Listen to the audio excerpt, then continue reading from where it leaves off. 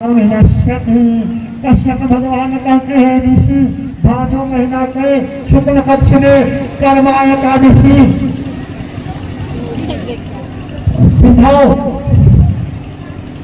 तिथि को केवल उपवास करने से सर्व पापों नश्यति सभी पापों का से वो स्त्रियां मुक्त हो जाती हैं।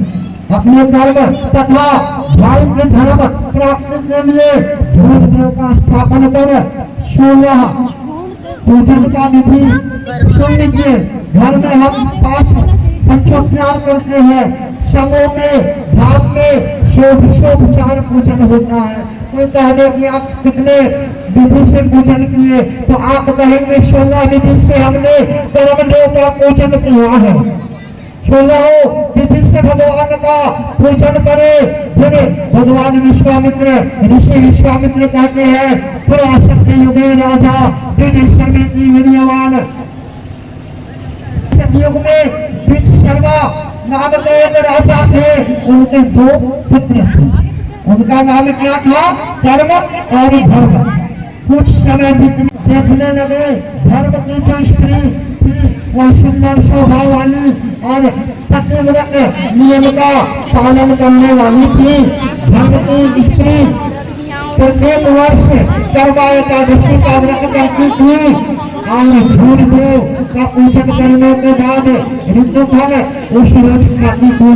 अर्थात इस महीने में जो फल मिलता है उसको खाना है। इस व्रत के प्रभाव से वह सभी प्रकार के दुख नष्ट हो जाते हैं और मृत्यु लोक में सुख को भोग कर अंत में स्वर्ग की प्राप्ति होती है। कर्म की स्त्री कभी भी व्रत नहीं करती और सर्वदा भात चावल बनाकर उसका जो रस होता है माड़ खराब जगह में फेंक देती थी। इस कर्म से उसके कर्म घर छोड़कर भाग गए। इसलिए कर्म कीजिए तो धर्म युक्त कर्म ही करना चाहिए। वह चले गए अनंतर राजा धर्म जो है अपने भाई कर्म को हर जगह ढूंढने लगे। राजा के पास सब कुछ था लेकिन भाई के चले जाने से वह राजपाट छोड़कर अपने भाई को ढूंढने के लिए चले गए और रास्ते में राजा अपने एक मित्र के घर में ठहर गए। किंतु वहां भी उनकी विपत्ति पहुंच गई। चोरों ने उनके मित्र का भी धन अपहरण कर लिया। राजा वहां से फिर जंगल के लिए प्रस्थान कर गए। वन में राजा ने और वृक्ष फल मूल से संपन्न देखा तथा उस पर एक भी पक्षी नहीं था। उसके फलों में करोड़ों कीड़े कर गए थे। राजा वहां से भी आने के लिए प्रस्थान कर गए। राजा अपने काम को ढूंढते हुए जा रहे थे कि वन में इधर उधर बछड़े के साथ दौड़ती हुई को देखा और देखकर पूछा कि तुम कर्म को चाहती हो?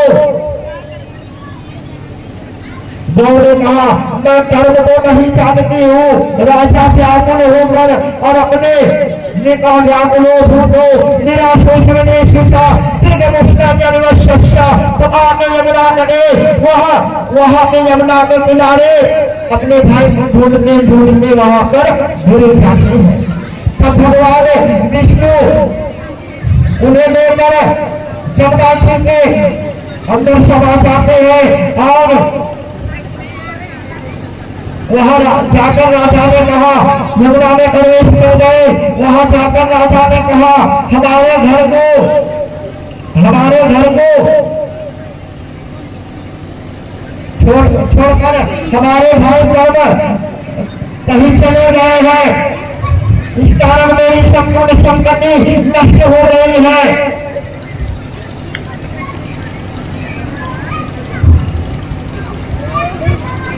यह सुनकर राजा कर्मदेव क्या कहते हैं को आप अपने घर को जाइए और भादो मास में एकादशी का व्रत आप शुरू करें। ये व्रत प्रभाव आप इस व्रत के प्रभाव से सिद्धि बुद्धि तमाम जो आपको चाहिए वह सब कुछ मिल जाएगा। पुत्र पौत्र के साथ तुम्हारे सभी मनोरथ पूर्ण होंगे। तुम घर जाकर करवाए एकादशी का व्रत तथा झूठ का पूजन भक्ति के साथ करो। सबका पापों से मुक्त होकर मरने के समय पश्चात तुम परम पद को प्राप्त करोगे। इस वृत्तांत को श्रवण जो भी करेगा भादो मास में झूठ देव का पूजन विधि विधान से जो करेंगे वह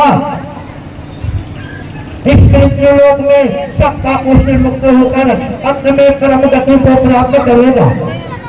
राजोवाच नया वृक्षम अरण्य को वृक्ष का क्यों गौत्र हो। कहते हैं कि हे प्रभु मैंने जो वन में गाय और वृक्ष देखा वह कौन था, वह गाय कौन थी। ऋषि वाच वृक्ष खंडित शास्त्र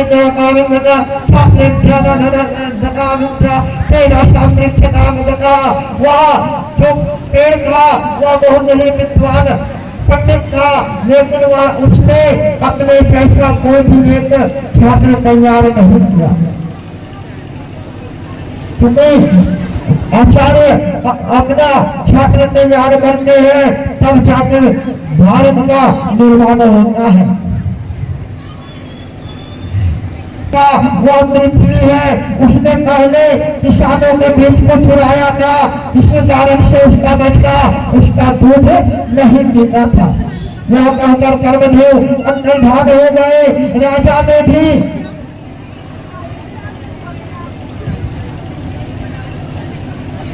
माराकर कर्मा एकादशी का व्रत करना आरंभ कर दिया। कर्म मृत्यु लोक में सुख भोग कर अंत में परम गति को प्राप्त किए। इसलिए आप लोग भी कर्म सर्वा के समान झूठ देव का पूजन करे और कर्म सर्वा के वृत्तांत का श्रवण करे। हे मित्र, हे ब्राह्मण देवता, यह सब व्रतों में उत्तम व्रत मैंने आपको सुनाया। इस व्रत को करने से मनुष्य सब पापों से छूट जाते हैं। प्रेम से बोले झूठ देव महाराज नहीं जय, परम देव महाराज नहीं दे जय, देवाधिदेव महादेव नहीं जय, महर्षि नागरेखा बाबा नहीं जय। चढ़ाइए, फूल चढ़ा दीजिए, नारियल जो भी पीना वगैरह है।